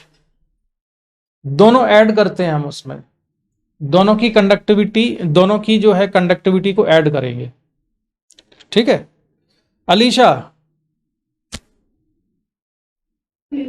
जब हम इलेक्ट्रिक फील्ड अप्लाई करेंगे तो सेमीकंडक्टर में इलेक्ट्रॉन किस डायरेक्शन में मूव करते हैं?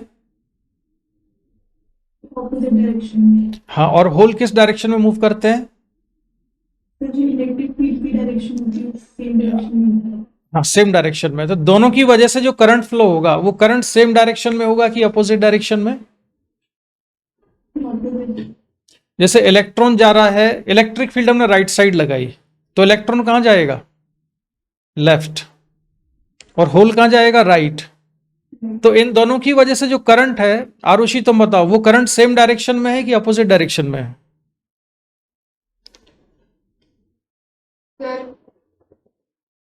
करंट तो सेम डायरेक्शन में। सेम डायरेक्शन में है करंट, क्योंकि इलेक्ट्रॉन अगर लेफ्ट में जा रहा है तो नेक्स्ट तो करंट राइट में हुआ। इलेक्ट्रॉन की वेलोसिटी की डायरेक्शन की अपोजिट डायरेक्शन में करंट कहलाता है ना, तो करंट राइट में हुआ और होल राइट में जा रहा है तो उसका तो करंट राइट में ही है। तो इसलिए दोनों की कंडक्टिविटी को ऐड किया है हमने, दोनों के फ्लो की वजह से कंडक्टिविटी ऐड हो जाती है। ये फॉर्मूला याद कर लेना दोनों की कंडक्टिविटी का। इस पर क्वेश्चन भी आते हैं, अभी देखो इसमें होगा तो मैं तुम्हें कराता हूँ, जेई मेन में ऐसे क्वेश्चन आए हुए हैं। ये क्वेश्चन है।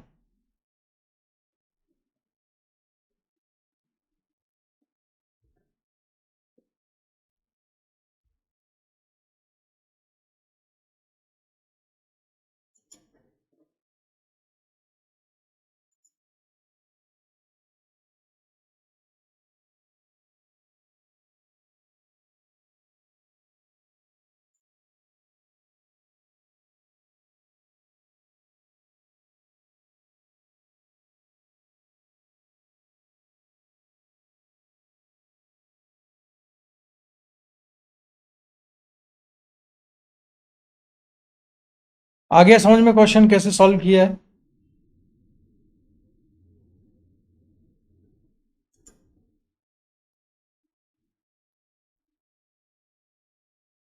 हाँ भाई, क्लियर हो गया ये? ऐसे किया है इसको। रेजिस्टिविटी क्या होती है? जे इक्वल टू सिग्मा ये होता है ना, और सिग्मा को क्या लिख सकते हैं? 1/ρ। ये 2019 का क्वेश्चन है।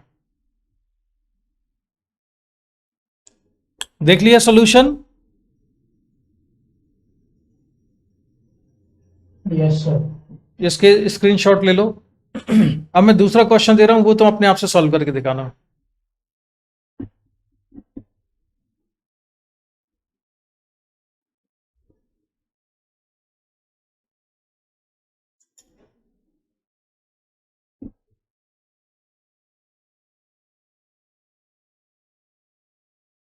चलो इसको सॉल्व करो।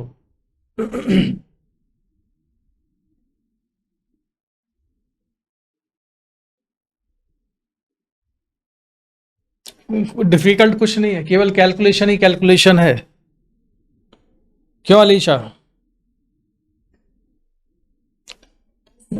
लेकिन अब अलीशा भी कैलकुलेशन तो करने लगी है।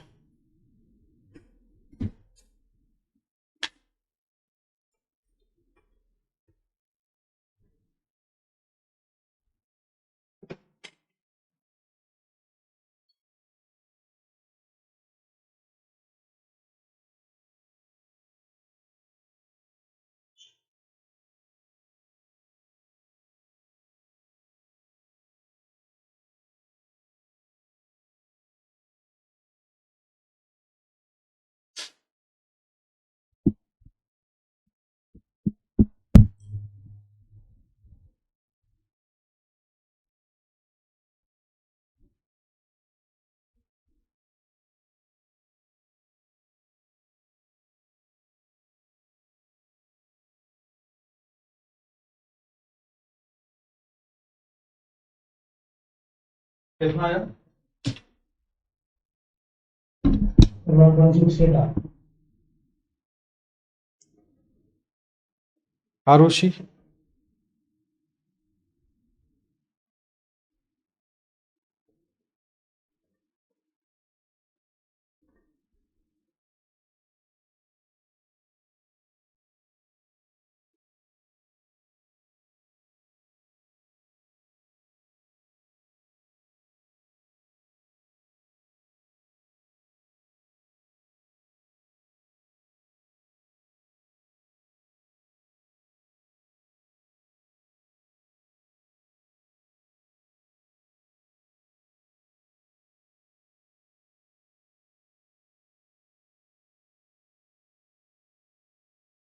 आरुषि? सर मेरा भी 1.68 आ गया.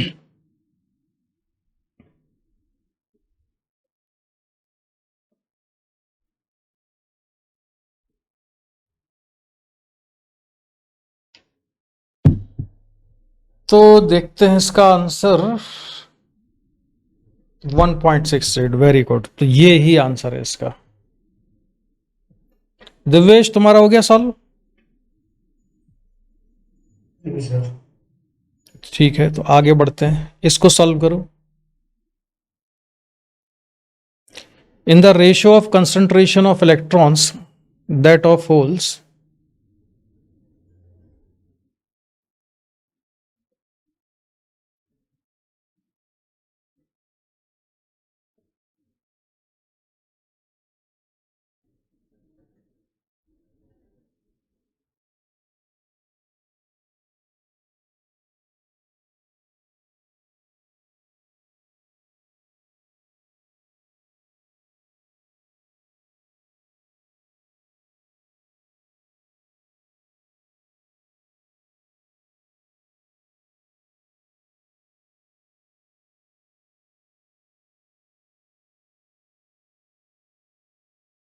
ये 2006 का क्वेश्चन है.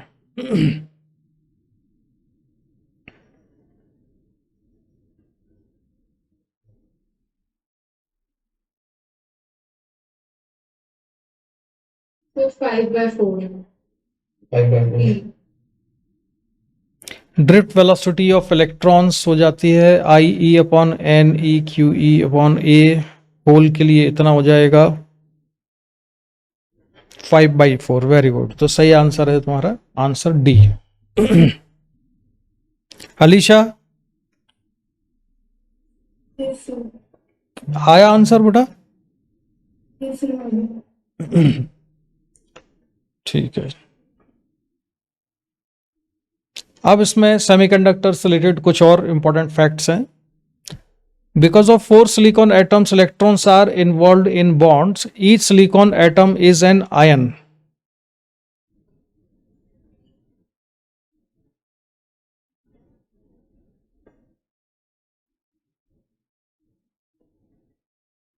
इसका मतलब समझ में आया क्या है तुम्हें को पहली लाइन का?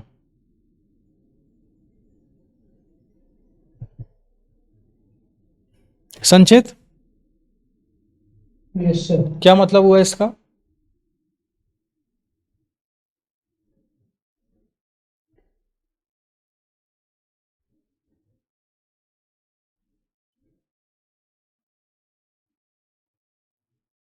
इसका मतलब ये है कि सिलिकॉन एटम के जो एक इंडिविजुअल एटम है, जैसे एक सिंगल एटम है ना, मान लो एक सिंगल एटम है सिलिकॉन का, आसपास कोई भी एटम नहीं है, तो सिंगल एटम के आउटर मोस्ट ऑर्बिट में कितने इलेक्ट्रॉन थे? 4 इलेक्ट्रॉन थे. तो वो एटम है, वो आयन नहीं है, क्योंकि चारों के चारों इलेक्ट्रॉन पर किसका राइट है? एटम का. लेकिन जब बहुत सारे सिलिकॉन एटम्स पास पास आते हैं और वो मिलके बॉन्ड बना लेते हैं, तो जिन इलेक्ट्रॉन्स ने मिलके बॉन्ड बनाया है, अब वो एटम का हिस्सा नहीं है, वो किसका हिस्सा है? It is part of the bond. तो अब सिलिकॉन एटम को एटम ना कह के क्या कहते हैं? सिलिकॉन आयन कहते हैं. ये बात समझ में आई कि नहीं?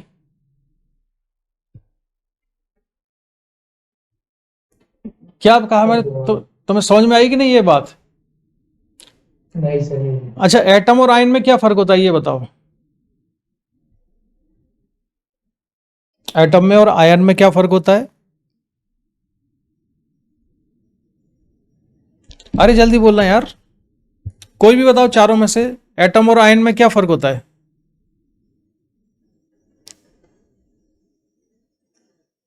Arushi, Arushi, yes sir. Atom में और आयन में क्या डिफरेंस होता है? आयन में एक स्पेसिफिक चार्ज होता है, मतलब या तो उसमें चार्ज कैसे आ जाता है?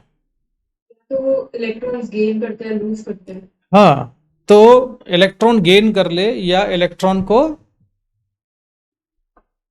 लूज कर दे। तो इसमें यही तो लिखा है कि सिलिकॉन एटम्स में के जो इलेक्ट्रॉन हैं, जब वो इलेक्ट्रॉन बॉन्ड बना लेते हैं तो वो इलेक्ट्रॉन अब एटम का हिस्सा नहीं रहे, वो किसका हिस्सा हो गए? बॉन्ड का। तो अब वो एटम का हिस्सा नहीं है, तो एटम क्या हो गया? आयन हो गया। संचित, नहीं समझ में आई ये बात? वो जो इलेक्ट्रॉन था आउटर मोस्ट शेल का, वो अब एटम में नहीं है, वो किस में है? वो बॉन्ड का हिस्सा है, यानी कि बॉन्ड अलग चीज हो गई और जो बचा हुआ पार्ट है वो अलग चीज है, तो वो है आयन। ठीक है, ये फैक्ट है एक, इसमें याद रखना है। इसके बाद है the electrons belong to the bond not to the individual atoms and form the valence band of the sample. चलो खैर, ये तो वही बात लिखी हुई है जो अभी हमने की। और the net charge of each of these ions is thus 4e and ions are said to have valence number of 4। Ion का चार्ज कितना है? 4e के बराबर, यानी कि उसके जो आउटर मोस्ट शेल के 4 इलेक्ट्रॉन थे, वो चारों इलेक्ट्रॉन एटम का हिस्सा नहीं है, 4 इलेक्ट्रॉन की उसमें कमी हो गई है, तो इसलिए उसका चार्ज कितना है? 4e कहते हैं। ये जो डायग्राम था इसमें हम देख सकते हैं। चलो, इसके बाद नई चीज आती है, अब हम धीरे धीरे बढ़ रहे हैं एक्सट्रिंसिक सेमीकंडक्टर की तरफ, तो वो आती है डोपिंग। अब डोपिंग क्या होता है? डोपिंग का मतलब समझते हैं, introducing A small number of suitable replacement atoms called impurities into the semiconductor lattice, a process called doping. यानी कि किसी सेमीकंडक्टर में अगर हम बाहर से एटम मिला देते हैं कुछ, तो उसको, इस प्रोसेस को क्या कहते हैं हम? डोपिंग कहते हैं। Typically only about 1 silicon atom in 107 is replaced by A dopant atom in the doped semiconductor. मतलब नॉर्मली जो सर्किट तैयार किए जाते हैं ना, उसमें 107 सिलिकॉन एटम में से एक एटम के हिस्से में इम्प्योरिटी का एटम आता है। यानी कि जो डोपिंग का रेशो ये होता है कि बाहर से हमने एक एटम मिलाया, जैसे ऐसा मान लो कि 107 सिलिकॉन के एटम में एक बाहर से हमने एटम मिक्स किया है इम्प्योरिटी का। ठीक है, semiconductors with an impurity doped into it are called extrinsic semiconductor. तो जिन सेमीकंडक्टर में हम इम्प्योरिटी मिक्स करते हैं उनको एक्सट्रिंसिक सेमीकंडक्टर कहते हैं। अब एन टाइप सेमीकंडक्टर, अब ये तो पड़ा हुआ होगा, इसमें एन टाइप कौन से होते हैं? When a small quantity of pentavalent impurities such, ये तो पड़ा हुआ है ना? संचित क्या कह रहे हो?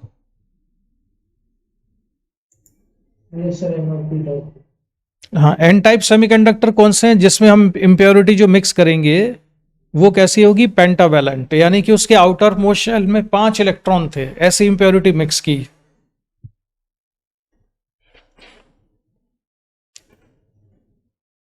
तो ये जो सेमीकंडक्टर बनेगा, ये एन टाइप सेमीकंडक्टर या डोनर सेमीकंडक्टर होता है। ये डोनर सेमीकंडक्टर क्यों होता है? क्योंकि सिलिकॉन में या जर्मेनियम में आउटर मोस्ट शेल में कितने इलेक्ट्रॉन थे? 4। हमने इम्प्योरिटी मिलाई कितने की? पेंटावैलेंट, तो उसके आउटर मोस्ट शेल में कितने थे? 5 इलेक्ट्रॉन थे। तो चार इलेक्ट्रॉन दोनों के मिलके क्या बना लेते हैं? एक बॉन्ड बना लेते हैं। और जो इम्प्योरिटी हमने मिक्स की थी उसका एक इलेक्ट्रॉन एक्स्ट्रा बच जाता है। ये एक एक्स्ट्रा इलेक्ट्रॉन कहाँ पहुंच जाता है? कंडक्शन बैंड में पहुंच जाता है और कंडक्टिविटी में पार्टिसिपेट करता है।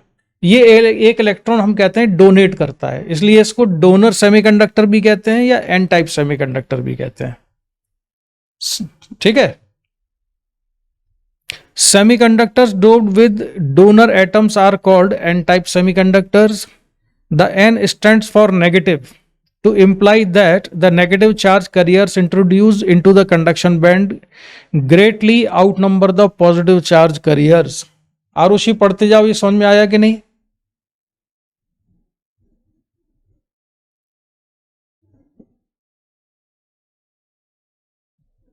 आवाज नहीं आई आरुषि तुम्हारी।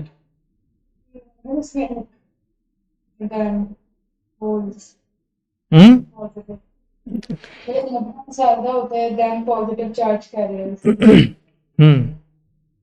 नेगेटिव चार्ज कैरियर्स ज्यादा होते हैं क्योंकि ये पेंटावेलेंट था, इम्प्योरिटी के पास एक इलेक्ट्रॉन एक्स्ट्रा था, वो उसने डोनेट किया है। अब ये इसका बैंड स्ट्रक्चर होता है। अब इस बैलेंस, इसके बैंड स्ट्रक्चर को जरा समझाओ, इसके बारे में हम बात करेंगे, बैंड स्ट्रक्चर के बारे में।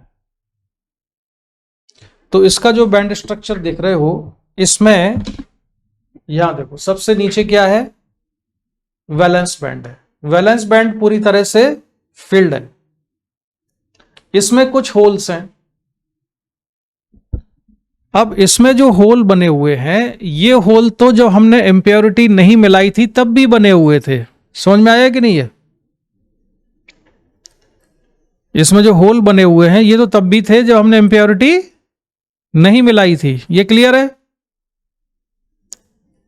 जो प्योर सेमीकंडक्टर था उसमें जितने नंबर ऑफ होल्स हैं यहां पर, उतने ही नंबर ऑफ इलेक्ट्रॉन्स थे। अब हमने इम्प्योरिटी मिला दी, इम्प्योरिटी पेंटावेलेंट थी, तो पेंटावेलेंट होने की वजह से इम्प्योरिटी के एक एटम ने एक इलेक्ट्रॉन डोनेट किया, और वो उस इलेक्ट्रॉन के पास रूम टेम्परेचर पर इतनी एनर्जी होती है कि वो इस एनर्जी गैप को क्रॉस करके कहाँ पहुंच जाता है, कंडक्शन बैंड में पहुंच जाता है।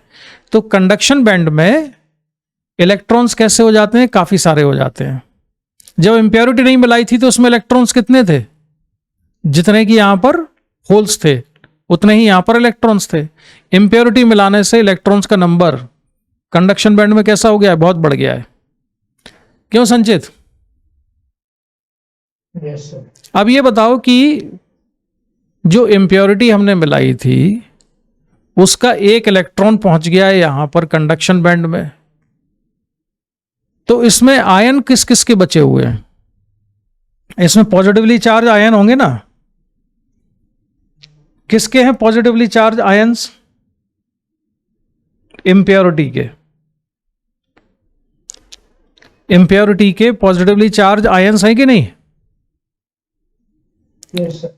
इम्प्योरिटी पेंटावेलेंट थी, उसके जो 5 इलेक्ट्रॉन थे आउटर मोस्ट शेल में, उसमें से 4 इलेक्ट्रॉन ने तो बॉन्ड बना लिया सिलिकॉन के साथ या जर्मेनियम के साथ, और एक इलेक्ट्रॉन कहां चला गया, उसको छोड़ के कंडक्शन बैंड में चला गया। Conduction band. तो मान लो कंडक्शन बैंड में 100 इलेक्ट्रॉन है, तो इम्प्योरिटी के जो पॉजिटिवली चार्ज आयंस हैं वो 100 होंगे, 100 से ज्यादा होंगे या कम होंगे? बताओ जरा हिसाब, देखते हैं कितना कॉन्सेप्चुअली क्लियर हुआ तुमको।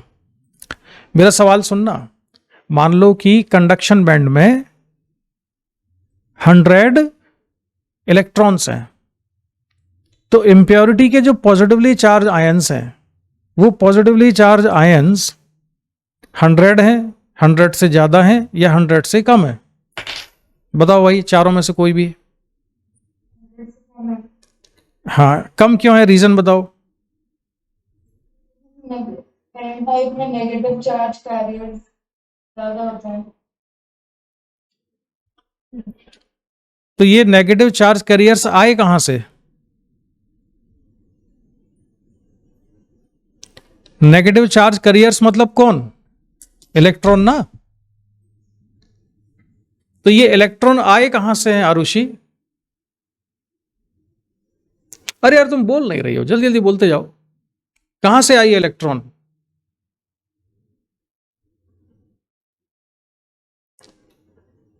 दिव्येश तुम बताओ, ये इलेक्ट्रॉन कहां से आए हैं कंडक्शन बैंड में?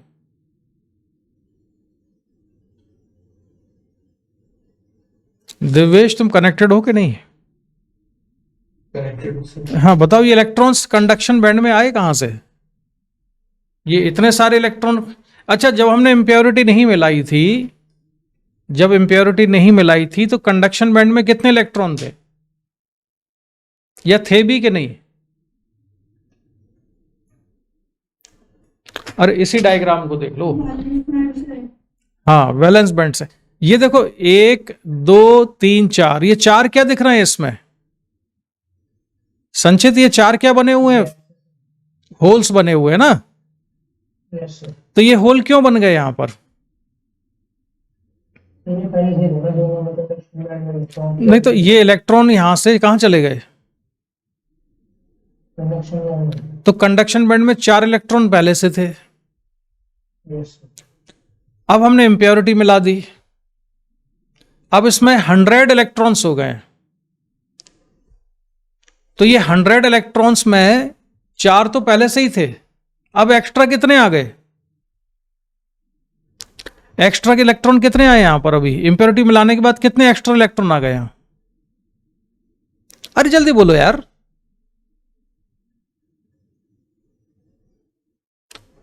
जब हमने इम्प्योरिटी नहीं मिलाई थी तो यहां कितने होल थे? 4 होल थे। तो इसमें वो होल इसलिए बने थे कि क्योंकि यहां के इलेक्ट्रॉन कंडक्शन बैंड में आ गए थे। इम्प्योरिटी मिला दी, इम्प्योरिटी मिलाने के बाद इसमें 4 इलेक्ट्रॉन की जगह कितने हो गए? 100 इलेक्ट्रॉन हो गए। तो ये 100 इलेक्ट्रॉन आए कहां से? 4 तो ऑलरेडी पहले से ही थे, तो एक्स्ट्रा कितने आए? 4 के बाद एडिशनल कितने आ गए? 96 आए। तो ये 96 कहां से आ गए? इम्प्योरिटी थे ना, तो इम्प्योरिटी ने कितने इलेक्ट्रॉन्स डोनेट किए? तो इम्प्योरिटी का एक एटम कितने इलेक्ट्रॉन डोनेट करता है?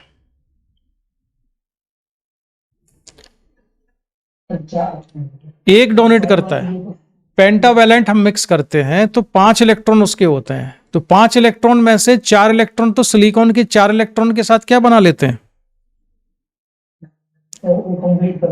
वैलेंस बैंड बना लेते हैं, कोवैलेंट बॉन्ड बना लेते हैं। और कोवैलेंट बॉन्ड में जो इलेक्ट्रॉन होता है, जो इलेक्ट्रॉन कोवैलेंट बॉन्ड का हिस्सा है, वो किसका वो किस में शो करते हैं? वैलेंस बैंड में। तो पेंटावैलेंट इंप्योरिटी का एक इलेक्ट्रॉन जो बच जाता है, 4 ने किसके साथ बॉन्ड बना लिया है? सिलिकॉन के 4 इलेक्ट्रॉन के साथ। जो एक बच गया वो कहां चला जाता है? कंडक्शन बैंड में। कंडक्शन बैंड में अभी एडिशनल कितने इलेक्ट्रॉन आ गए हैं? 96। तो ये 96 इलेक्ट्रॉन कहां से आए हैं? तो इम्प्योरिटी में पॉजिटिव आयन कितने होंगे इस समय? इम्प्योरिटी के पॉजिटिव आयन कितने हैं? 96 ही पॉजिटिव आयन होंगे ना।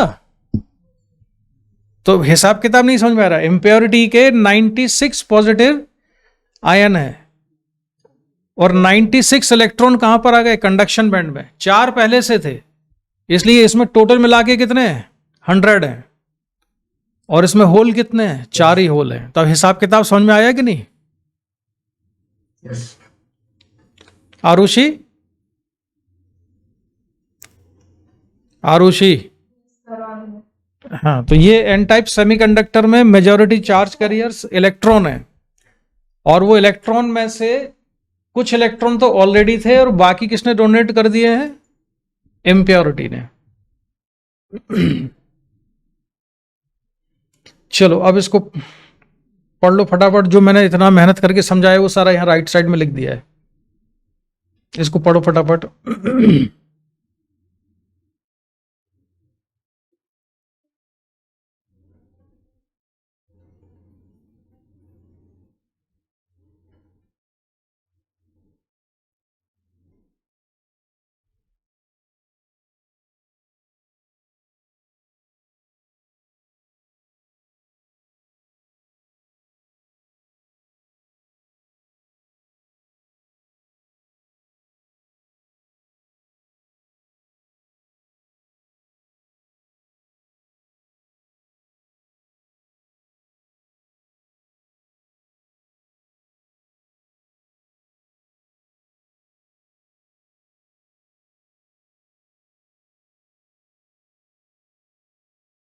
ये सारे पॉइंट समझ में आ गए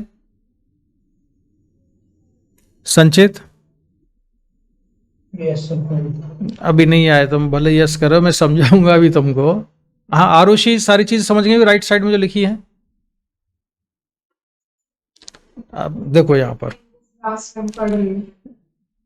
लास्ट नहीं, देखो, fifth extra electron donated bye donor atom remains in the energy level below the bottom of conduction band. इसका मतलब क्या हुआ? इसका मतलब ये हुआ है कि जो फिफ्थ इलेक्ट्रॉन है वो एक्चुअली कंडक्शन बैंड में नहीं होता है, वो इलेक्ट्रॉन कंडक्शन बैंड के बॉटम में जाके एक नया बैंड बना लेते हैं, एक नया लेवल बना लेते हैं। वो सारे इलेक्ट्रॉन कहाँ पर होते हैं? वैलेंस कंडक्शन बैंड के ठीक नीचे। ठीक है, ये जो लाइन खींची दिख रही है, पेंटावेलेंट इम्प्योरिटी ने जो इलेक्ट्रॉन डोनेट किया, वो डोनेटेड इलेक्ट्रॉन नॉर्मली कहां पर होते हैं? कंडक्शन बैंड के ठीक नीचे। और इस लेवल को क्या नाम दिया गया है? इस लेवल को कहते हैं डोनर लेवल। कौन सा लेवल कहते हैं? डोनर लेवल कहते हैं इसको। लेकिन ये कंडक्शन बैंड के इतना पास होता है कि डोनर लेवल से कंडक्शन बैंड में इलेक्ट्रॉन्स इजीली आ जा सकते हैं। अब पढ़ो जरा सारे पॉइंट ये।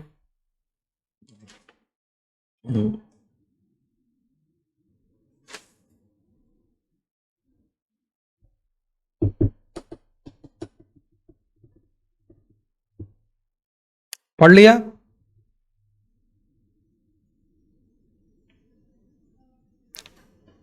क्लियर? Yes, sir. ठीक। अब जल्दी से पी टाइप और बता दूं मैं, इसके बाद आज की क्लास को करते हैं हम खत्म, फिर इसके आगे पढ़ेंगे नेक्स्ट क्लास में। एन टाइप सेमीकंडक्टर में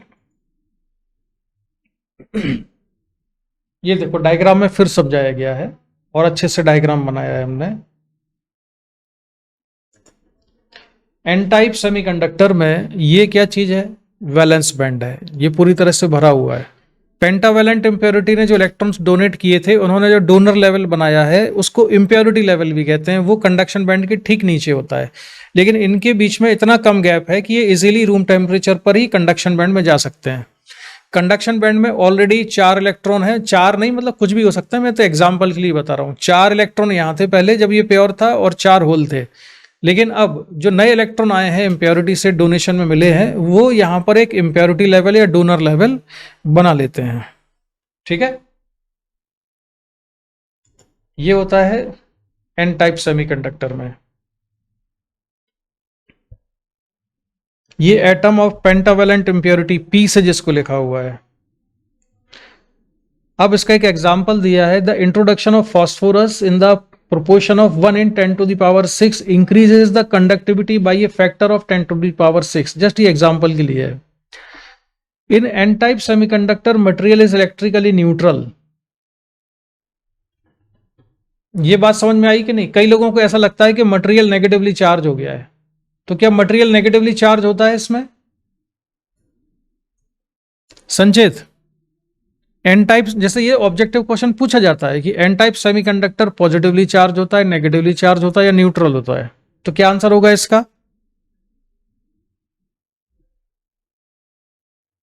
न्यूट्रल। हाँ, अब उसका हिसाब किताब समझाओ जरा। न्यूट्रल कैसे है?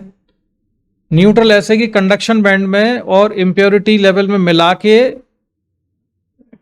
इलेक्ट्रॉन्स हैं। अब इम्प्योरिटी लेवल में जितने इलेक्ट्रॉन्स हैं, ये एक एक इलेक्ट्रॉन किसने डोनेट किया है? इम्प्योरिटी ने डोनेट किया है। तो जितने यहां पर इलेक्ट्रॉन हैं उतने ही वहां पर पॉजिटिवली चार्ज आयंस हैं, तो दोनों मिलके नेट चार्ज 0 है। और जो प्योर सेमीकंडक्टर था, उस प्योर सेमीकंडक्टर में भी जो इलेक्ट्रॉन यहां पर आ गए थे उतने ही होल्स यहां पर बन गए थे, तो वो वाला चार्ज मिलके कैसा हो गया? कैंसिल हो गया। तो टोटल चार्ज तो इसका बट हमने अभी पहले पढ़ा था कि नेगेटिव चार्ज का ज्यादा होते देन पॉजिटिव, तो न्यूट्रल कैसे हो गया? तो नेट चार्ज नेगेटिव कैसे हो गया ये बताओ मुझे। चार्ज कैरियर ज्यादा है। अरे कॉमन सेंस लगाओ लड़की, प्योर सेमीकंडक्टर न्यूट्रल था कि नहीं था? हाँ, जो इम्प्योरिटी हमने मिलाई वो न्यूट्रल थी कि नहीं थी? न्यूट्रल थी। वो भी न्यूट्रल थी, दोनों को मिक्स किया तो अल्टीमेटली तो न्यूट्रल ही रहेगा ना। हाँ तो चार्ज करियर्स ज्यादा होने का मतलब ये थोड़ी होता है कि उसमें नेट चार्ज आ गया है। चार्ज करियर्स कौन होते हैं? इलेक्ट्रॉन्स या होल्स होते हैं। लेकिन जितना उनका चार्ज है उतना ही आयंस में भी चार्ज है भाई, मिला के तो मटेरियल पे नेट चार्ज 0 है। नहीं समझ आया? समझ गई। यहां पे इलेक्ट्रॉन भले ज्यादा है, लेकिन ये इलेक्ट्रॉन किसी एटम को ही तो छोड़ के आए हैं ना, तो जिस एटम को छोड़ के आए हैं उस पर पॉजिटिव चार्ज आ गया है। नहीं समझ में आया? आ गया समझ। ठीक।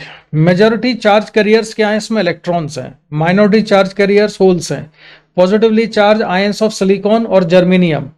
अब देखो इसमें ये भी बता रहे हैं ना, positively charge ions of silicon और जर्मेनियम है,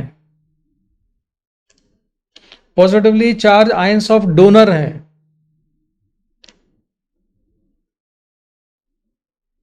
अब इसका पॉजिटिव चार्ज आयन का, इन दोनों आयन का पॉजिटिव चार्ज मिलके इलेक्ट्रॉन के नेगेटिव चार्ज के ही बराबर होता है एग्जैक्टली। इसलिए मटेरियल कैसा है? इलेक्ट्रिकली न्यूट्रल है।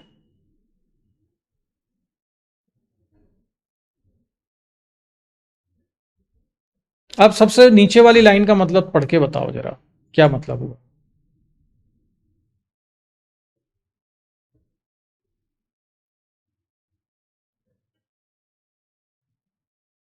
सबसे नीचे वाली का मतलब बताओ।